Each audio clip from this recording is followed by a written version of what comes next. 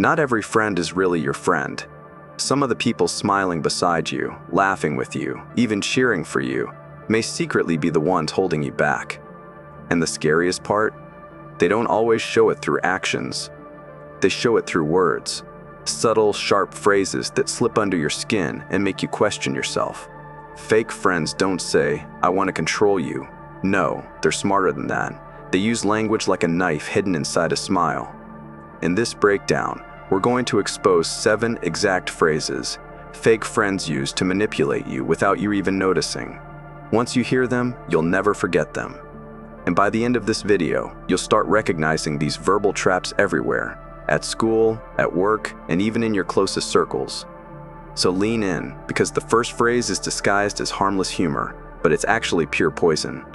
Phrase 1, "I'm just joking, don't take it so seriously." Picture this, you're with your group of friends, and one of them makes a comment that cuts deep. Maybe they mock your appearance, your dreams, or something personal you once shared. Everyone laughs. You laugh a little too, just to go along. But inside, it stings. You finally speak up. "That wasn't cool." And instantly, they shoot back. "Relax, I'm just joking. Don't take it so seriously." This phrase is a classic manipulator's shield. Why? Because it shifts the blame from them to you. Instead of apologizing for being cruel, they make you feel guilty for reacting. It's gaslighting wrapped in humor. Over time, you start doubting yourself. Am I too sensitive? Am I the problem? But here's the truth. Real friends don't hide insults behind laughter. They don't need to disguise cruelty as comedy. If someone consistently makes you the punchline and then silences you with, "Just joking," that's not humor. That's control. Next time, remember, humor is only funny when everyone's laughing. If you're not, it's not a joke. Phrase 2, "You owe me after everything I've done for you." Guilt is one of the strongest chains fake friends use. And this phrase, "You owe me after everything I've done for you," is their favorite lock. Think about it. Maybe they lent you money once. Maybe they helped you during a rough time. And now, they bring it up every time you hesitate to do what they want. They'll say things like, "After all I've done, you can't even do this one thing for me?" This is manipulation at its finest. Because here's the reality. Real kindness doesn't come with a receipt. True friends don't keep a scoreboard of favors. But fake friends, they weaponize generosity. They twist past help into present control. The danger is subtle. You start feeling obligated. You start saying yes to things you'd normally say no to. And before you know it, your choices aren't really yours anymore. Here's the test. If someone constantly reminds you of what they've done, they didn't help you out of love. They helped you as an investment, one they expect to cash in later. Phrase 3, "I thought you were different." This one is sharp because it feels personal. Fake friends use this line when you stand up for yourself or draw a boundary. You say, "I can't lend you money right now," or "I need some space." And instead of respecting it, they sigh and whisper, "Wow, I thought you were different." Sounds small, right? But notice what it does. It flips the script instantly. Suddenly, you're not the one protecting yourself. You're the one disappointing them. They're framing your healthy decision as a betrayal. That single phrase carries a hidden accusation. "You're not who I thought you were. You've let me down." This is emotional blackmail. It's designed to make you feel guilty for saying no.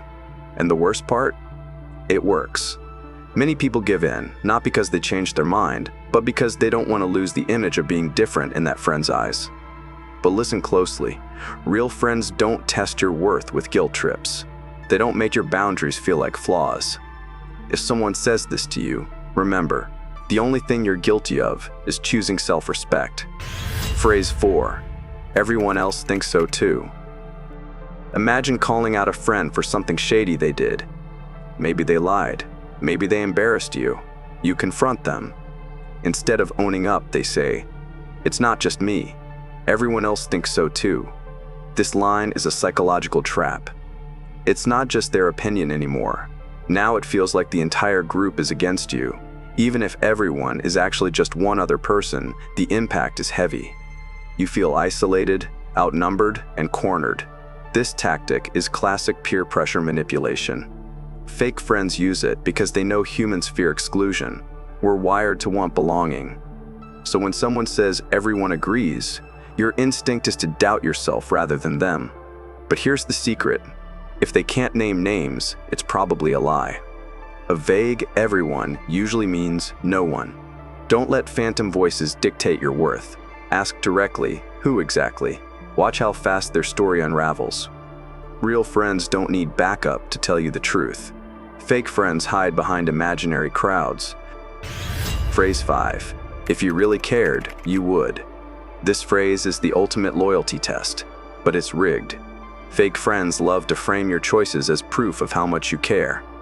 They'll say things like, if you really cared, you'd skip that meeting and hang out with me.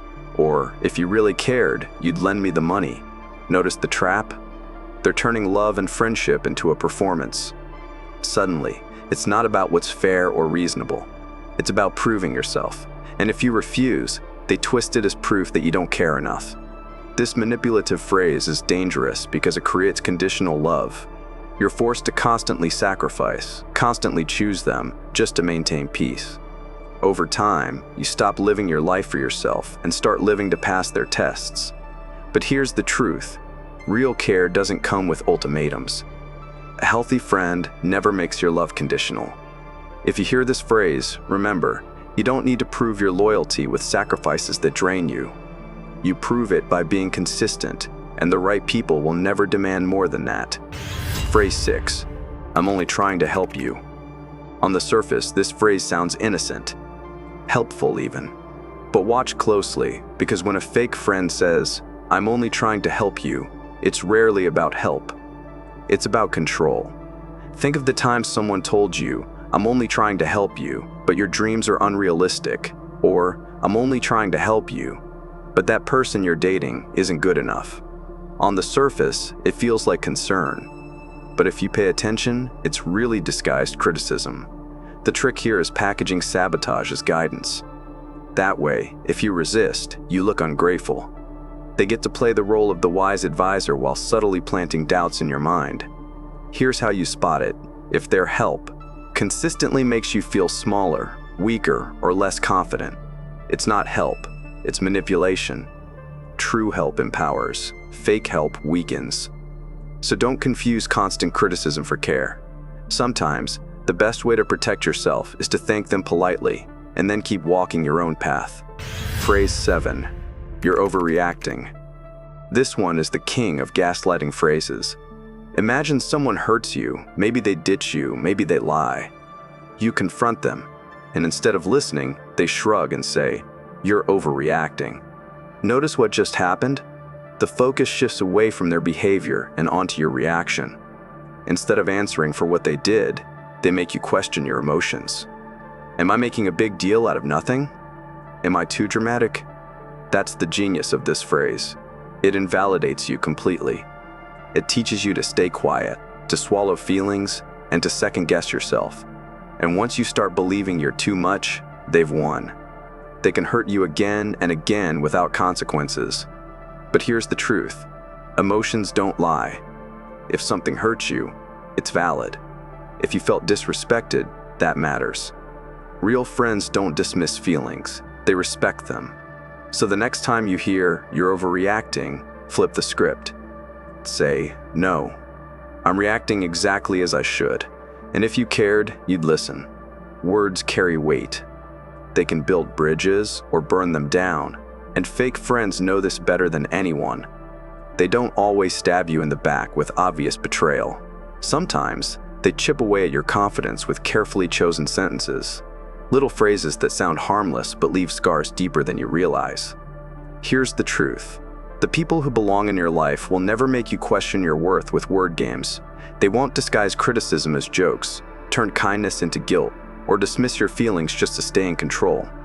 Real friends won't play with your mind, they'll protect your heart. And that's why spotting manipulation is more than just awareness, it's power. Because the moment you learn to hear what's really being said, you take control back. You stop being a puppet pulled by invisible strings. You stop giving energy to people who don't deserve it. So ask yourself this: who around you leaves you feeling small after conversations? Who drains you instead of lifting you? That's your answer. Protect your peace. Set your boundaries. And never forget, your circle is either your cage or your wings. Choose carefully. If this opened your eyes, don't just watch and move on. Share it, because someone close to you might be blind to the exact same tricks right now. Protect yourself, protect your energy, and never let anyone's words dictate your worth.